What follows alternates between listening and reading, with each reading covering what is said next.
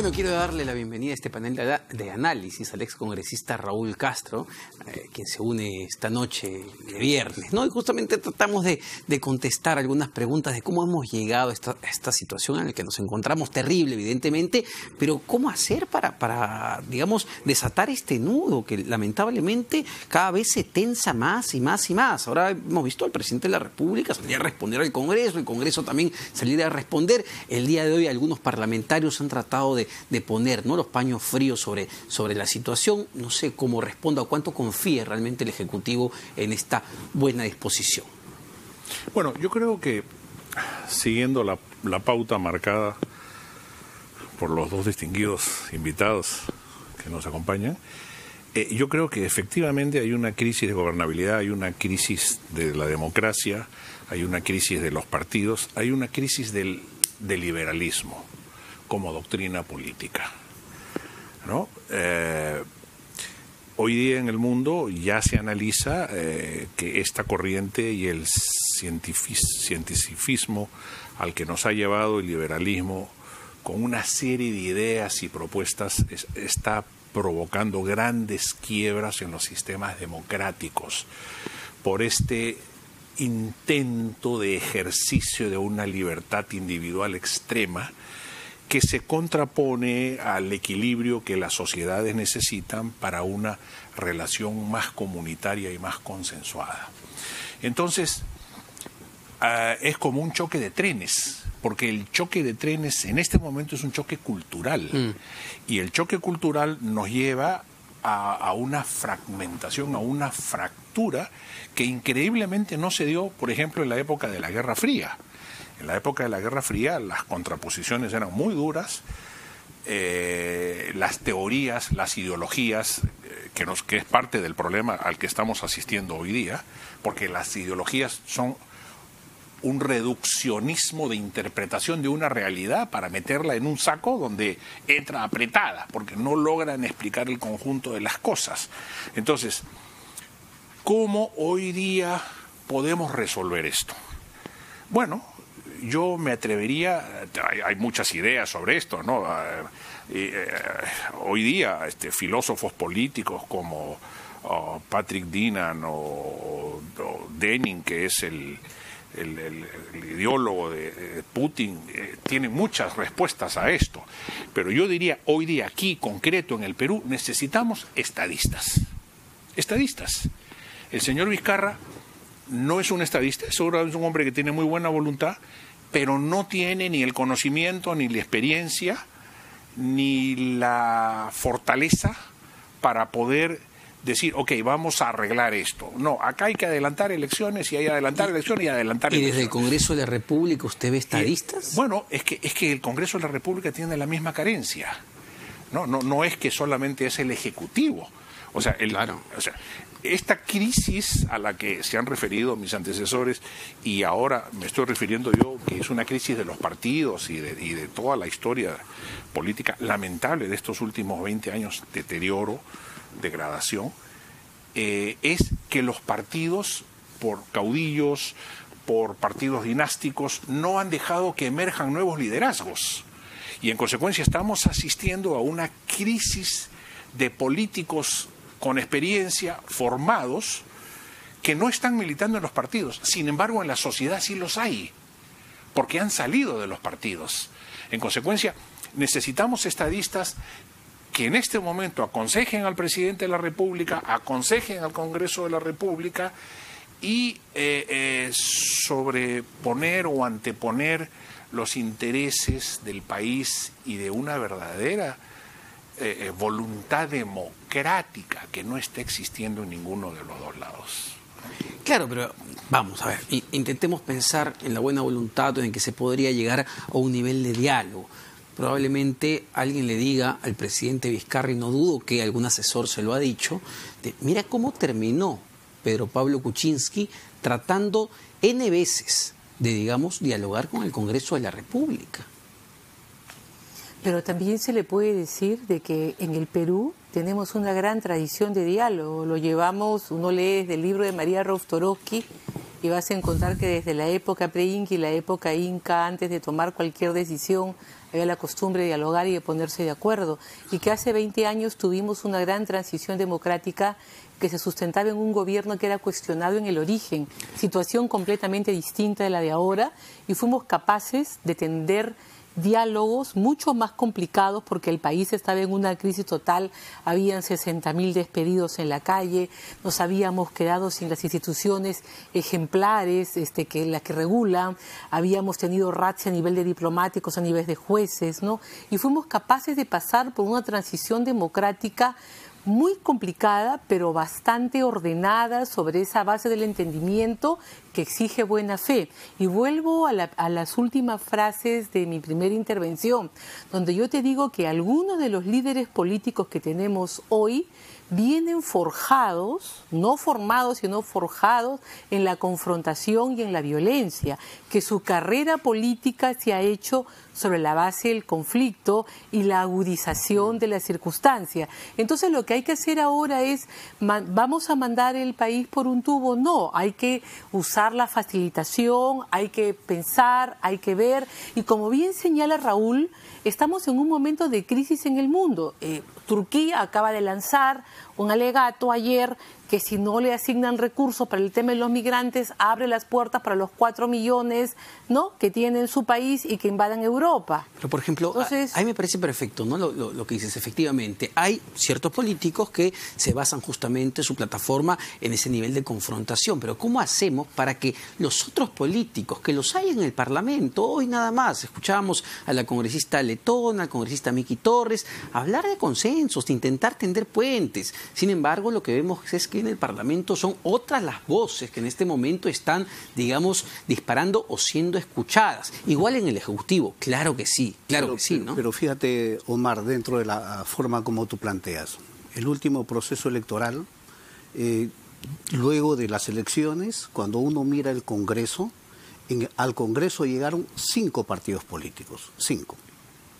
Y de los 5 partidos políticos que llegaron, hoy existen 12 bancadas. Sí. No hay explicación, ¿verdad? Más aún, si tú comienzas a ver las bancadas, lo que vas a ver es que se han ido pasando de un partido. Este parece, si uno quisiera verlo y quisiera entenderlo, es más un campeonato de fútbol descentralizado, en donde se comienzan a contratar y pasar jugadores de uno y otro lado de los rivales, pero no parecen partidos. O sea, las referencias se han perdido. Vamos a decir, y al no haber y tú comienzas a ver, ¿y por qué esto ocurre? Quizás ocurre porque la mayor cantidad de partidos lo que tuvieron fueron invitados, más que militantes, y los partidos llegaron con invitados y los pusieron como congresistas.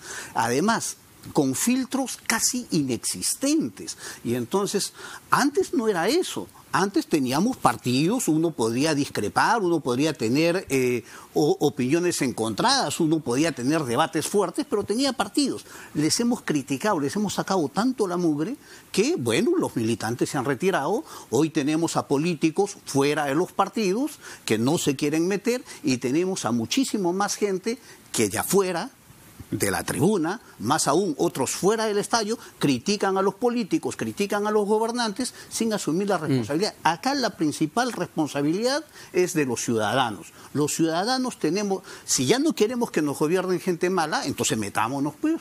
Porque es fácil criticar, es fácil tirar la piedra, es fácil sacar la mugre al gobernante, es fácil sacarle la mugre al partido y cuando vienen las elecciones sacamos cuerpo. Bueno, pero también parte, digamos, de la selección que se hace dentro de los propios partidos de la gente que llevamos al Congreso, ¿no? Es decir, cómo están funcionando esos filtros dentro o si en verdad estamos poniendo a congresistas o a candidatos que, bueno, que tienen buen financiamiento, pues, ¿no? Y de alguna manera compran ese escaño, que también pasa. Bueno, sí. Lo que pasa es que, por eso decíamos en nuestra primera intervención, nuevamente resumiendo lo que acaban de decir, ha habido una degradación y parte de la responsabilidad de esa degradación es la ley de partidos políticos. La ley de partidos políticos se creó con una finalidad de institucionalizar los partidos. Pero ¿cuál ha sido la realidad? Los partidos terminaron burocratizándose frente al órgano electoral Y entonces hay una serie de procesos internos que han ido mermando la calidad de los cuadros, porque internamente también se practica el populismo, también se practica el clientelismo, también se practica el poder de las relaciones y el poder del dinero. Pero adicionalmente a todo este problema que trajo la ley de partidos políticos, dicho sea de paso, con algunas decisiones muy equivocadas del Jurado Nacional de Elecciones y otras muy acertadas, también hay que decirlo, se abrió la puerta, antes de que se consolide el régimen de partidos, a los movimientos regionales. Entonces, ¿qué sucedió cuando en los partidos políticos se vio que en las regiones todo el mundo estaba atrás del negocio de ser alcalde, de ser presidente regional o de ser alcalde distrital, y en consecuencia hubo una, perdón por la palabra, pero se prostituyó el régimen? Entonces, cuando ese reflejo de lo que pasaba en el interior, donde nunca se tomó en serio el tema de los movimientos regionales, hay excepciones, por cierto, hay excepciones y muy buenas, pero la gran mayoría no se comportó así, incluso en temas de financiamiento político, eso se reflejó en Lima. Entonces, en los partidos donde se exigía disciplina, formación, estudio, preparación, conciencia, lo que sucedió fue que esta gente veía que la gente hacía su movimiento, hacía su partido y hacía cualquier cosa. Y llegaban.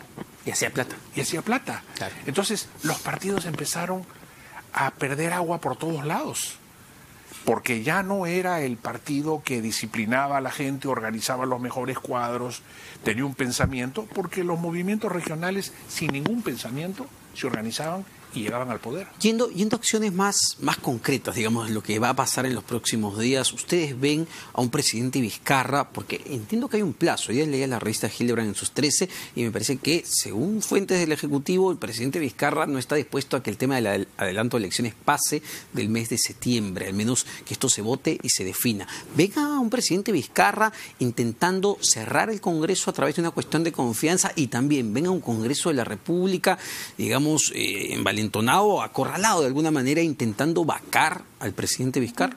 Permíteme complementar sí, un comentario que han realizado. A mí me parece de que una de las cosas es, en espacios como estos, mantener un poco la calma, aparte del comentario de coyuntura, para hacer una reflexión. Acá hemos visto de que uno de los grandes temas de renovación o de cambio de la Constitución es el cómo se llega a la bancada, cómo se llega al Congreso. Y esa es una reforma urgente. La bancada tiene que llegar para quedarse.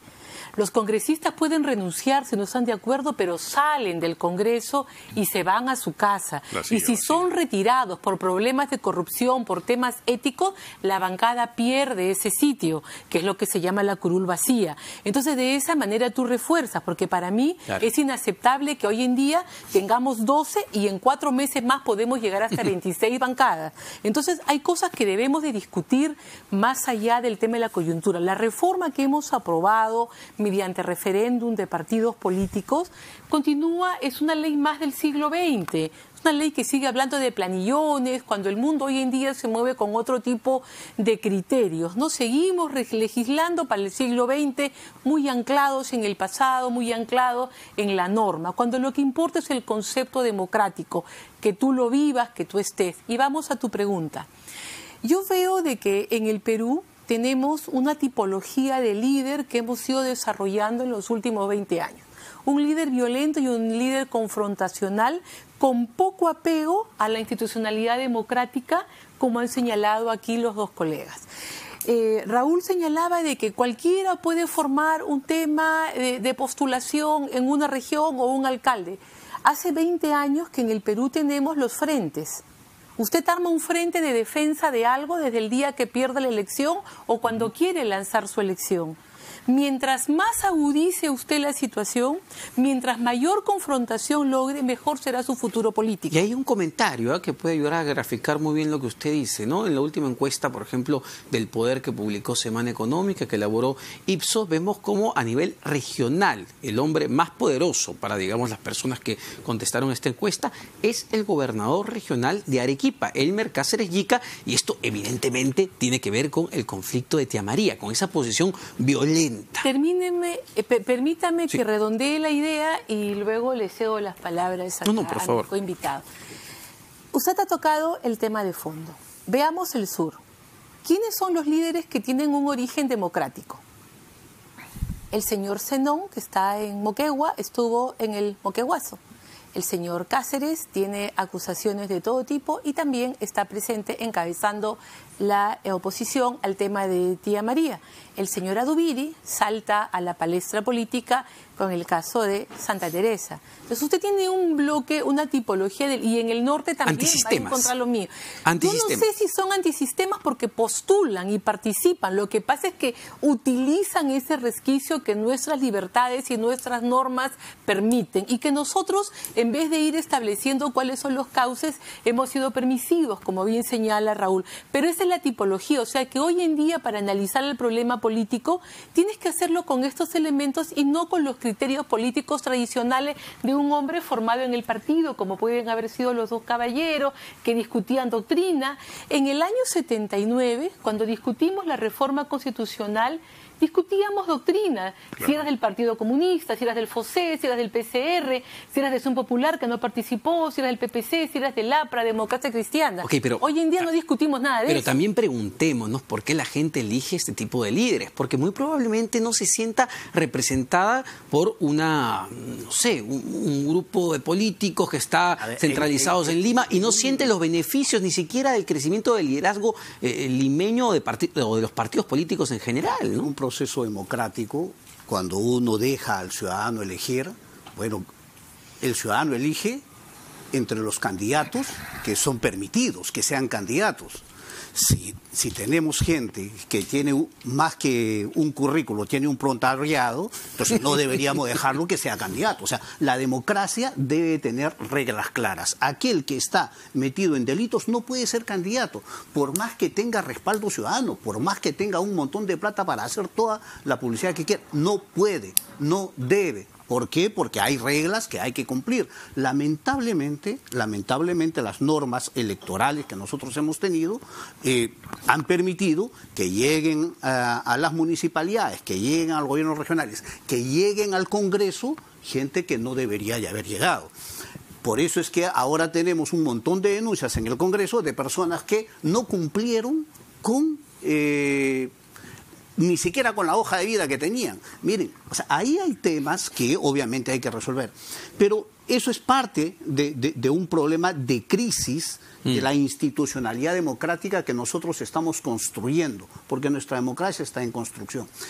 Pero dentro de esa perspectiva hay todo el tema del diálogo que tú señalas. Mira, yo he insistido, acá en el Perú, en los últimos 20 años, se creó un mecanismo alternativo al diálogo. Después de la crisis de la dictadura de los 90, se creó un mecanismo alternativo, que fue el Acuerdo Nacional. El Acuerdo Nacional le ha permitido al gobierno de Toledo, al gobierno de Alan García, al gobierno de Ollantumala, cuando llegó PPK, convocó al diálogo nacional y fue una válvula de escape, vamos a decir, para que el debate no se entrampe dentro del Congreso y permitía airear la discusión y abrir otros espacios. Eso, que es una institucionalidad existente, hoy no está.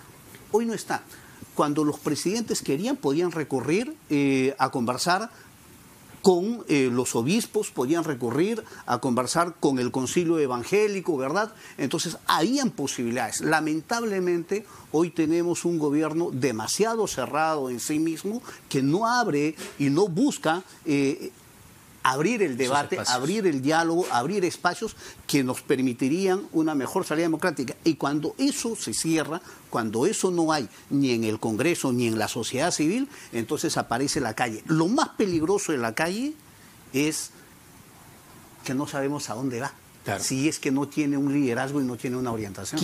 Quizá, digamos, una manera, y yo creo que, por ejemplo, una señal positiva fue lo que hemos visto hoy día, incluso de Fuerza Popular, con un comunicado diciendo que ellos respaldaban a Pedro Laechea, ¿no? Fue una señal de que, ok, de verdad sí queremos dialogar, y ellos no representan del todo lo que pasó en la Comisión de Fiscalización, pero, digamos, todavía hay punto de salvación, o estamos frente a dos murallas que se han levantado, o es adelanto de elecciones o es vacancia. Yo no quisiera creer eso, ¿no? Yo creo que si algo hay que decir, primero para referirme a la parte conceptual, que creo que es importante, diría que hay que racionalizar, pero sobre todo hay que culturizar la política. El Perú viene en el siglo XIX y en el siglo XX, vamos a cumplir 200 años de república, viene de una serie de traumas históricos. 20 años del siglo XX, los primeros 20 años la república aristocrática tranquila, y después empezaron los traumas. Y en los traumas empezaron los odios, los asesinatos de presidentes, los golpes de Estado, el excesivo protagonismo que tuvo el marxismo en el Perú, llevándonos incluso a una guerra civil espantosa. Entonces, la tipología del ciudadano peruano está cargada de una serie de ingredientes que tenemos que ir limpiando, con educación, con cultura cívica, con cultura democrática, con partidos que enseñen. Ese es el problema, y que no más bien proclamen la violencia como bandera de batalla.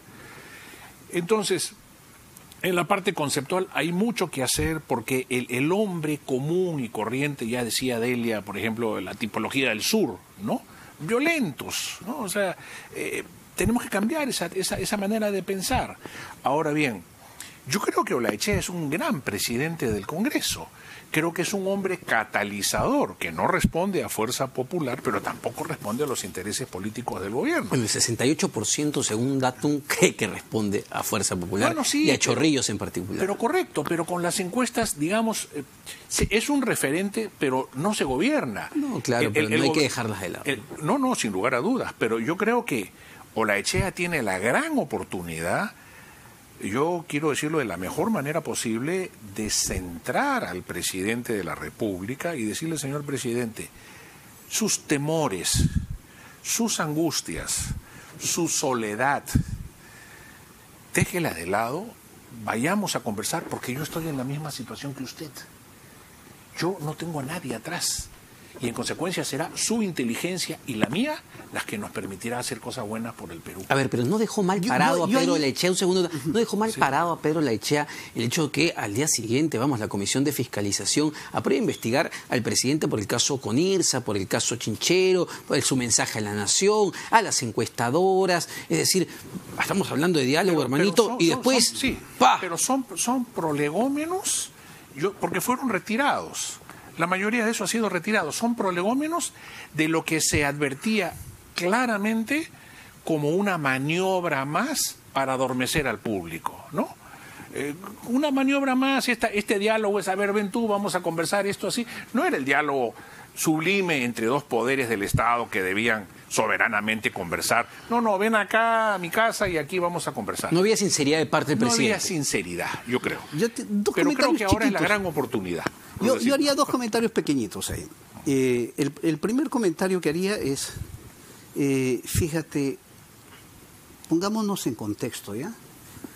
Tenemos hoy al presidente de la República que estuvo en la misma campaña con el presidente del Congreso. Sí, claro. ¿Verdad? O sea, vamos a decir... En el mismo gabinete. Ambos, por eso. Claro. Han estado en el mismo gabinete, han pertenecido al mismo equipo.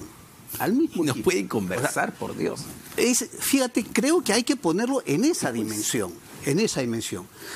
Y por otro lado, ¿cómo uno puede creer en una posibilidad del diálogo si imagínate, se comienza toda esta salida, sale el presidente del Congreso, que es conocido del presidente de la República, y inmediatamente en las primeras sesiones le quitan el piso.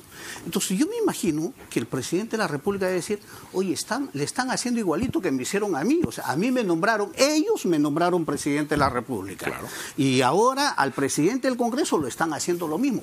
Dime si hay posibilidades dentro de ese contexto de que uno pueda generar mecanismos de confianza, o sea, hay que recuperar la confianza dentro del Congreso mismo, porque yo me imagino que ni entre ellos mismos se creen. Delia tiene algo que decir. A mí me encanta que estemos hablando de estos temas. Soy profesora del curso de diálogo. Y es sensacional poderlo verlo de cerca y de lejos, con esta posibilidad que te da el tener detrás la doctrina y el manejo de las cosas, ¿no? O sea, el diálogo es la salida que tenemos en el mundo para todo tipo de situaciones. No hay guerra, no hay impasse, no hay invasión que no se arregle con otra cosa que no sea diálogo.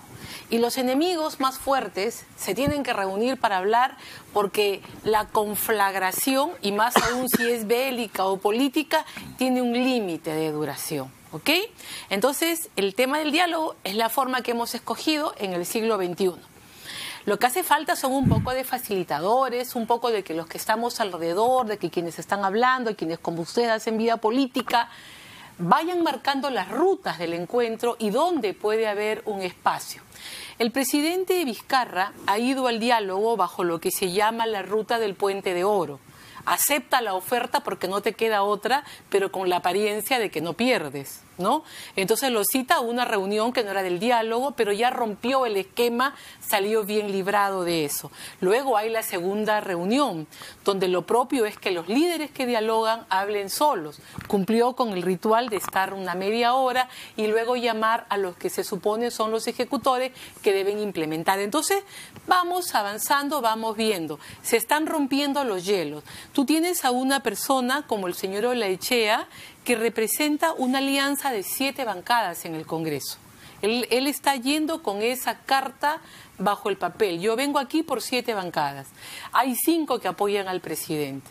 Entonces, hay detrás de cada uno de ellas una fuerza política que los está reflejando a cada uno de ellos en el Congreso. Y eso es bueno, porque el diálogo político tiene que ser entre poderes, que los facilitadores, los intermediarios son ellos, es completamente distinto, ¿no?